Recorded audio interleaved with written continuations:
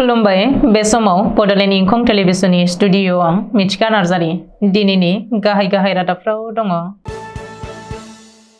रांनि एमाव उन्दुयो इउपिपिएल नि दैदेनगिरिया। दलगावआव सासे सोरखारि मावफारिया घुस लानानै हमजादों। 11 आरो 12 एप्रिलाव उलुसाफरि गुदि फरायसालिया सनाथि मायथाइ खुंगोन। आपआ केजरीवालखौ हगारनांगौनि आरो केजरीवाला गिबि मन्थ्रि बिबान एंगारनांगौनि दाबिजों गेरुवा दोलोआ धरना होदों। गारिनि जाब्रबथायाव सासे बाइक सालायग्रानि जिउ खहा।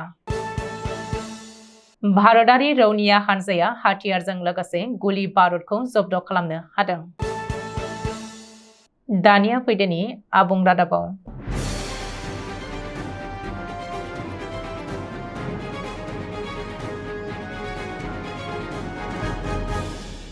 नोंथाङा माबायदि एमाव उन्दुयो? कटन तुलानि गादियाव ना सोमलि तुलानि गादियाव ना बाथामनि ख्रां ख्रां सौखियाव उन्दुयो? नाथाय इउपिपिएल दोलोनि सासे दैदेनगिरिया रांनि एमाव एबा बिसनायावसो उन्दुयो। खोनानायाव सोमोनांथावब्लाबो बेयो सैथो।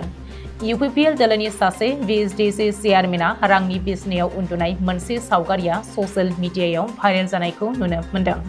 मख'नो गोनांदि लुथिनाय आरो जाख्ल'नायनि हेंथायै गिबि मन्थ्रि डक्टर हिमन्त बिश्व शर्मानि गोख्रों नीति आरो इउपिपिएल दोलोनि आफादगिरि आरो बिटिआरनि गाहाय प्रमद बर'आ गोदोनानि रोदा फेदेरनानै रावखौबो जाख्ल'होआ आरो गावबो जाख्ल'आ होननानै गले गले दाबि दैखांनायनि उनावबो इउपिपिएल दोलोनि सासे दैदेनगिरिया रांनि बिसनायाव उन्दुनाय सावगारिया बयखौबो सोमोनांहोदों। ससियेल मिडियायाव भाइरेल जानाय आरो रांनि बिसनायाव उन्दुनाय इउपिपिएल दोलोनि दैदेनगिरिखौ उदालगुरि जिल्लानि 32 नं हरिसिङा बिटिसि बियाबनि बेन्दोङाव थानाय बहिरागुरि बिएसडिसिनि चेयारमेन बेन्जामिन बसुमतारी होननानै ससियेल मिडियायाव सिनायथि होदों। मख'नो गोनांदि बहिरागुरि बिएसडिसिनि चेयारमेन बेन्जामिन बसुमतारीखौ 500 रांनि बिलाइनि सायाव उन्दुनाय नुनो मोननाय जादों। बेल' नङा, बेन्जामिना गावनि मोदोम सायावबो माखासे 500 रांनि बिलाइखौ लादों। रिपर्ट बायदिब्ला बेन्जामिन बसुमतारीनि हेंथायै पिएमएवाइ एमजेएनरेगा बिथांखिनि मुङाव मुलाम्फागिरिफोरनिफ्राय रां लानायनिबो गोख्रों अजद दङ।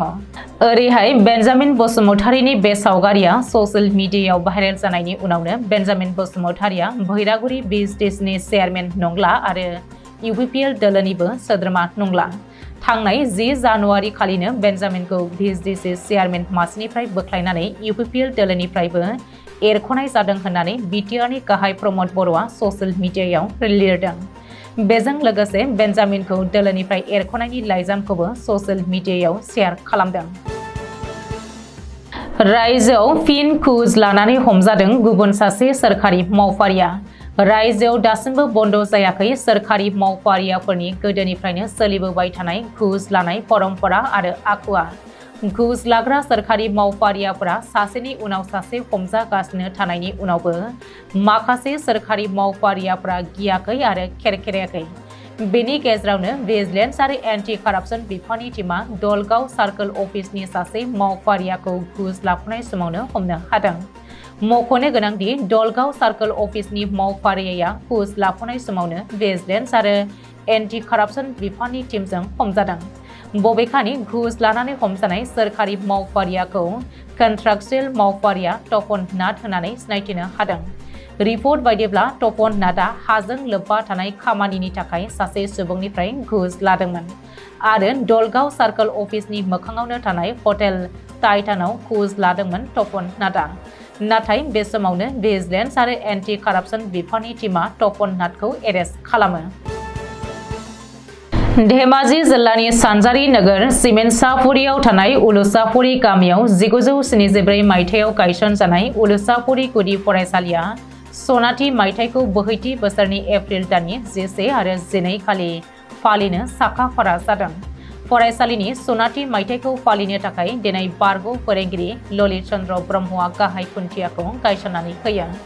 गाहाय खुन्थिया गायसननाय हाबाफारियाव मिरु खौसेथि बर' सुबुं आफादनि हारिमु नेहाथारि निर्मल ब्रह्म, उलुसाफुरि गुदि फरायसालिनि फोरोंगिरि रैरुप सना नार्जारि, सिमेन्ट दख'रा एबसुनि बारग' आफादगिरि बिपुल रामसियारि, बानजाय आफादनि आफादगिरि प्रदीप रामसियारि, गाहाय नेहाथारि प्रणय खेरखातारि, फालांगिरि बकुल बसुमतारि, उलुसापुरी गामिनि आफादगिरि माधव बसुमतारि, नेहाथारि राहुल दैमारि, जार्मनबारि गामिनि आफादगिरि टेम्पेश्वर बर' लोगोसे उलुसापुरी आरो जार्मनबारि गामिनि रायजो राजाफ्रा बाहागो लायो।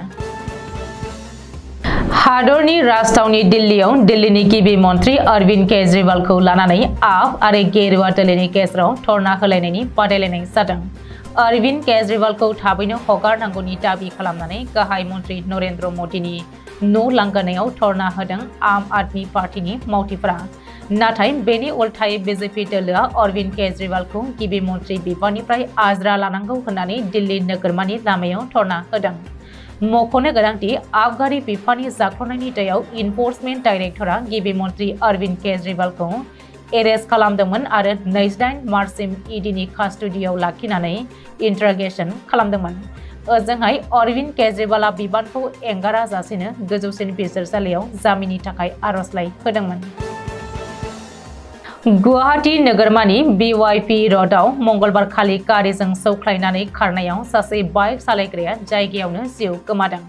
जाब्रबथायाव थैनाय सुबुंनि सिनायथिखौ उदालगुरि जिल्लानि सिङाव थानाय टंलानि जितु कलिता होननानै मिथिनो मोननाय जादों। सुलुङाव फोरमायथिनाय बायदिब्ला जितु कलिताया 6 माइलनिफ्राय थांबाय थानाय समावनो गंसे गोख्रैयै सालायबोबाय थानाय ट्राकआ जितुखौ उनजों फैनानै सौख्राङो, जायनि जाहोनाव बियो ससे गोजानसिम थांफायो आरो गोब्राब जोखोम जानायनि जाउनाव जायगायावनो दुखुनांथावै जिउ गोमानो गोनां जायो। बे जाब्रबथाया जानायनि उनावनो सुबिदा लानानै ट्राकआ लोगो लोगो खारखोमायो। जायगानिनो पुलिसफोरा खौरां मोननायनि उनावनो जाथायसालियाव नुजाथि होयो आरो खारखोमानाय ट्राकखौ नागिरनो नाजायो होननानै मिथिनो मोननाय जायो।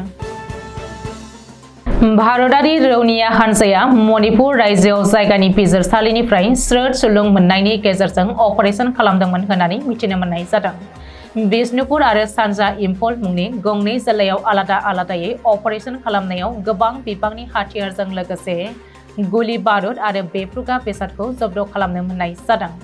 मणिपुर पुलिस आरो बिष्णुपुर पुलिसआ जयै लोगो नांनानै कुम्बी ओनसोलाव गिबियै अपारेशन खालामनायाव गोबां रोखोमनि हाथियार जेरै 303 राइफल, गंसे 9 mm कार्बाइन, गंसे आखाइजों बानायनाय पिस्टल, आखाइजों बानायनाय ग्रेनेडफोर आरो दावहानि गोबां रोखोमनि खसाबफोरखौ जब्द खालामनो हानाय जादों। बेनि अनगायैबो सानजा इम्फल जिल्लानि मावफुंनि गुबै ओनसोलफोराव गुबुन मोनसे अपारेशन खालामनायाव हाथियारजों लोगोसे गोबां बेफ्रुग्रा बेसाद जेरै पम्पी मर्टार, ग्रेनेड आरो गोबां गुलि बारुदफोरखौ जब्द खालामनो मोननाय जादों। जब्द खालामनायाव मोननाय हाथियार आरो बेफ्रुग्रा बेसादफोरखौ भारतारि रौनिया हानजाया मणिपुर पुलिसनो गथायनानै होनाय जायो, जायनि थाखाय मणिपुराव गोजोन थासारिया आयेननि रैखाथिनि गेजेरजों दावराव दावसि गैयाजासे सोलिलांनो हायो होननानै मिथिनो मोननाय जादों। दिनैनि रादाबा एसेनोसै। गोजोन्थों।